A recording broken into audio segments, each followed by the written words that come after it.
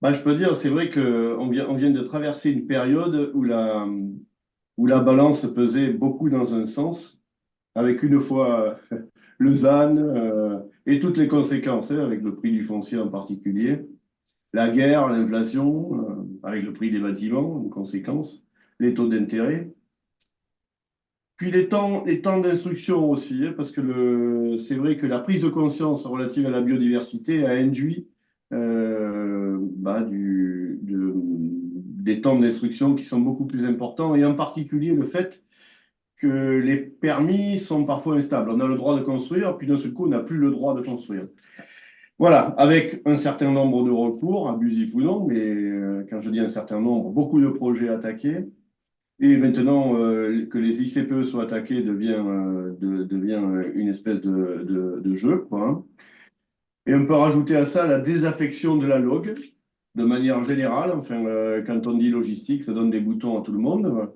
Voilà. Donc cet ensemble a fait que, d'un côté, il y a des investisseurs pour lesquels l'équation ne fonctionnait plus, et de l'autre côté, des utilisateurs, des industriels qui, eux, investissaient dans leurs produits, mais qui ont vu leur CAPEX pratiquement doubler et qui ont remis en cause le fait d'investir. Donc, du coup, des marchés qui se sont cassés la figure. Alors maintenant, ça bouge. C'est vrai que les taux d'intérêt sont en train de se calmer, devrait, on se dit, diminuer. Les prix des bâtiments aussi se sont stabilisés et puis ont pris une pente inverse et sont beaucoup moins élevés. Dans les éléments super positifs concernant le marché, il y a des taux de vacances qui sont super bas, des zones qui sont à zéro, les autres zones qui sont aussi très basses.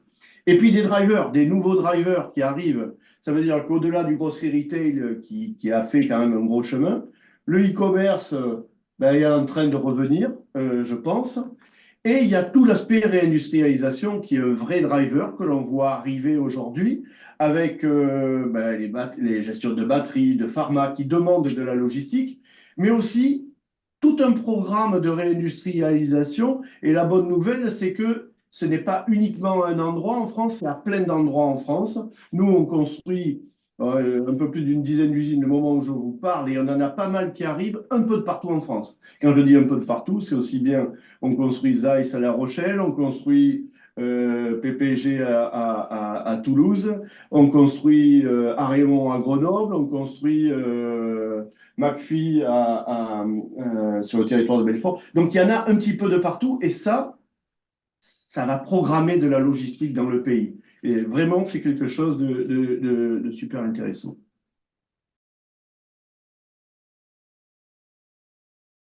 Eh bien, il y a des axes forts qui sont la satisfaction des clients. Ça, on y reste dessus. C'est pas nouveau, mais je pense qu'on continue à pousser. On n'a pas fini. On a plus de 90% des clients satisfaits. Mais ça, en termes de stratégie, ça veut dire quoi? C'est faire du bon travail. Et c'est ce qu'on vise. Et on est en train de recruter. Donc, dans une période où on se pose des questions, nous, on recrute parce qu'on a besoin d'experts pour amener encore plus d'expertise et du bon travail auprès de nos clients.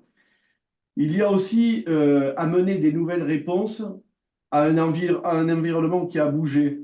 Et c'est vrai que j'ai constaté, moi, il y a trois principaux éléments. Il y a le territoire, hein.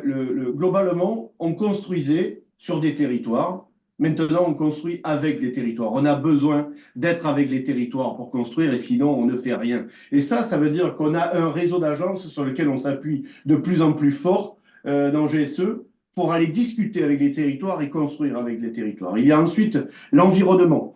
L'environnement, la prise de conscience dont je parlais tout à l'heure, amène le fait qu'on ne construit plus sans vraiment se préoccuper de l'environnement. On construit vraiment avec une prise de conscience à plusieurs endroits. C'est à la fois sur la biodiversité, c'est à la fois sur les consommations énergétiques, c'est à la fois sur les émissions CO2. Cet ensemble a demandé d'évoluer, et on a aujourd'hui 25 ingénieurs qui travaillent dans le lab et qui répondent à ces questions. Et le troisième point, au-delà des territoires, au-delà de l'environnement, c'est les hommes. Euh, on construit aussi en prenant garde à ce que les hommes qui travaillent dans les bâtiments soient bien. Et là aussi, on a des archis d'intérieur, des archis chez nous qui travaillent avec une vraie réflexion sur le bien-être au travail. Et tout ça, ça a fait qu'on a évolué. Et d'ailleurs, moi, j'ai décidé qu'on devienne entreprise à mission pour adresser de manière structurelle l'ensemble de ces points. Et ce qui fait que l'été dernier, on est devenu entreprise à mission pour vraiment adresser dans notre gouvernance réellement l'évolution de GSE. Après, au-delà de ça, il y a une évolution certainement des services et du savoir-faire que l'on fait évoluer. Ça veut dire que les terrains deviennent rares. On a aujourd'hui notre filiale Confluence qui travaille pour amener des solutions immobilières et en particulier des terrains. Il y a le savoir-faire en termes de démolition, de dépollution, où là aussi on a recruté pour avoir des experts en dépollution. Il y a le savoir-faire en termes de rénovation. Là aussi, on a recruté et on a des gens dédiés qui font de la rénovation. Après, c'est les types de produits aussi qui bougent. On économise de l'espace, ça veut dire qu'il faut aller sur du multiniveau et on fait du multiniveau, tant en logistique d'ailleurs qu'en industrie, puisqu'on fait aussi des usines en multiniveau. Mais quand on parle de logistique, eh bien, on a réalisé plusieurs bâtiments et on a de nombreux bâtiments qui arrivent aujourd'hui. Les prochains qui vont démarrer, c'est certainement Postimo.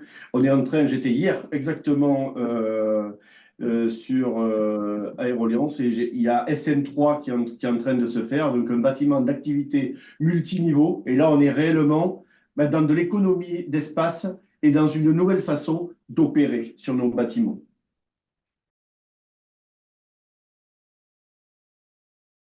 Je peux dire que je suis très optimiste sur ce qui est en train de se passer parce qu'il y a un marché qui s'est stabilisé. Alors, toutes choses égales par ailleurs, mais un marché qui s'est stabilisé. On s'est organisé pour l'adresser et je suis vraiment convaincu d'un fort développement. Et quand je regarde nos prévisions, tant au niveau de GSE que du groupe Goldbeck, hein, réellement, Goldbeck imagine que l'on va être dans le prochain exercice autour de 7 milliards hein, dans le groupe. Ça veut dire que sur les marchés que l'on adresse et qui sont les mêmes, hein, GSE et Goldbeck, globalement sur l'Europe, on est à 7 milliards avec une partie, un petit milliard pour nous.